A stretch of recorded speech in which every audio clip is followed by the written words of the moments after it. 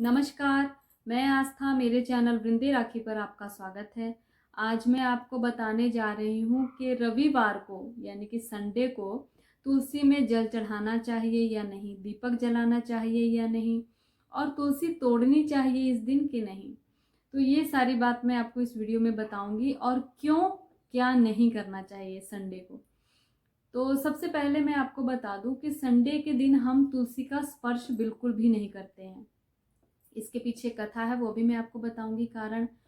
और हम इस दिन तुलसी का स्पर्श नहीं करते हैं, तुलसी तो तोड़नी दूर की बात, हम इस दिन स्पर्श भी नहीं करते हैं और ना ही हम इस दिन तुलसी में जल डालते हैं, क्योंकि जल डालते हैं तो पौधा हिलता है, डोलता है और उस दिन तुलसी को एक तरह से शयन होता है। उस दिन तुलसी का हम तुलसी से संबंधित कोई कार्य नहीं करते हैं, केवल हम दीपक जलाते हैं, वो भी हम दीपक बिना स्पर्श किए उन्हें जलाकर रख देते हैं थोड़ी दूरी पर, ताकि हम उनका स्पर्श ना करें, उनको किसी भी प्रकार से हम हिलाए डुलाए ना। तो ये है जो लिखा है शास्त्र में, मैं वो आपको बता रही हूँ। आप इसके बारे में, तुलसी के बारे में और भी मैंने वीडियो बनाई है, उसमें मैंने बताया है कहाँ कहाँ क्या क्या तुलसी के बारे में लिखा है, तो वो आप वीडियो देख लीजिएगा, मैं ऊपर आई बटन में दे दूंगी। तो इसके बाद मैं आपको बता दूं, एक तो हमें तुलसी को इस दिन तोड़ना नहीं है, हिलाना डुलाना नहीं है, उठाना नहीं है, स्पर्श नहीं करना है, जल नहीं चढ़ाना है। इस दिन हमें दीपक जला सकते हैं। ऐसा नहीं है कि हम एक दिन तुलसी में जल नहीं चढ़ाएंगे तो तुलसी सूख जाएगी, क्योंकि बहुत सारे पौधे हमारे घरों में लगे हैं, हमने कभी उसमें एक लोटा पानी डालकर नहीं देखा है, कई दिन बीत जाते हैं, कभी मन होता है तो हम डाल देते हैं। तो इस प्रकार हम जब तुलसी की बात आती है तो ज़्यादा ना सोचे, जो शास्त्र हमें कहता है हमें वो करना चाहिए। बाकी दिन आप पूरा ध्यान रखें तुलसी मैया का, उनका पूजन अर्चन करें, दीप जलाएं, धूप जलाएं, उनको जल चढ़ाएं, लेकिन संडे को केवल दीप जलाएं आप और उनका स्पर्श ना करें। तो इस ये कारण क्या है, हम क्यों नहीं इस प्रकार संडे को करते हैं।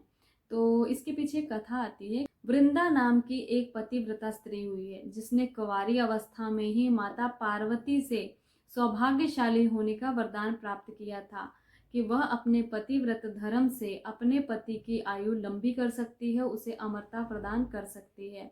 माता तुलसी का ही नाम वृंदा था। ये बात जालंधर को पता चली कि वृंदा को यह वरदान प्राप्त है कि वह सौभाग्यशाली रहेगी और वह अपने पतिव्रत धर्म से अपने पति की आयु बचा सकती है, उसे लंबी आयु प्रदान कर सकती है। तो इसलिए उसने वृंदा से विवाह कर लिया और उसने, जालंधर ने माता पार्वती पर कुदृष्टि डाली, उसने माता पार्वती से भी विवाह करना चाहा। हालांकि वृंदा ने उसे बहुत समझाया और देवों ने भी उसे बार बार चेतावनी दी, मगर वह नहीं माना, अपने हठ पर लगा रहा। भगवान शिव से वह युद्ध करने के लिए पहुंच जाता है। तब भगवान विष्णु सोचते हैं कि जब तक वृंदा का प्रतिव्रत धर्म नष्ट नहीं होता तब तक जालंधर का व्रत वध कोई भी नहीं कर सकता। इसलिए भगवान विष्णु ने जालंधर का रूप धारण कर लिया और पहुंच गए वृंदा के पास। वृंदा ने सोचा कि मेरा पति सुधर गया और वह युद्ध छोड़कर वापस आ गया, उसने अपनी गलत भावना का त्याग कर दिया। और यह सोचकर वृंदा ने अपने पति को यानी कि भगवान विष्णु को पति रूप में समझकर उनके चरणों का स्पर्श कर लिया।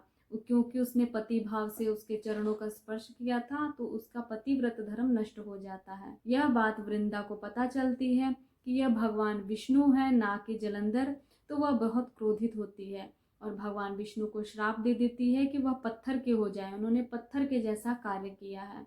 और साथ ही वह भगवान सूर्य से भी रुष्ट हो जाती है, क्योंकि वह रविवार का दिन था और यह सारा वृत्तांत सूर्य देव देख रहे थे और उन्होंने पतिव्रता नारी का पतिव्रत नष्ट होते हुए देखा, इसलिए माता उनसे भी रुष्ट हो जाती है।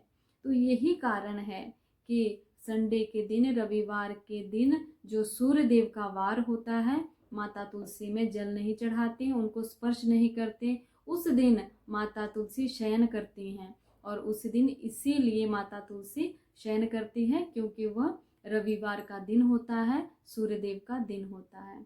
तो आपने जान लिया कि माता तुलसी ने भगवान विष्णु को श्राप दिया, वह शालिग्राम बन गए, परंतु भगवान विष्णु ने उनको एक आशीर्वाद दिया कि वह सदा उनके साथ पूजी जाएंगी, उनका विवाह उनके साथ होगा, वो उनकी पटरानी बनेंगी। इस प्रकार मैंने आपको जानकारी दी कि संडे को हमें तुलसी में क्या नहीं करना चाहिए और क्यों नहीं करना चाहिए। तो इसी प्रकार व्रतों त्योहारों से जुड़ी हुई जानकारियाँ, मंत्रों के बारे में बहुत सारी जानकारियाँ, किस मंत्र का हमें जाप कैसे करना चाहिए, उसका क्या फल होता है, और बहुत सारे उपाय। तो इसी प्रकार की वीडियो की प्राप्ति के लिए आप हमारे चैनल से जुड़े रहें, चैनल को सब्सक्राइब कर लें, बेल आइकन को प्रेस कर लें, और साथ ही वीडियो अच्छा लगा हो तो लाइक भी जरूर करें। धन्यवाद।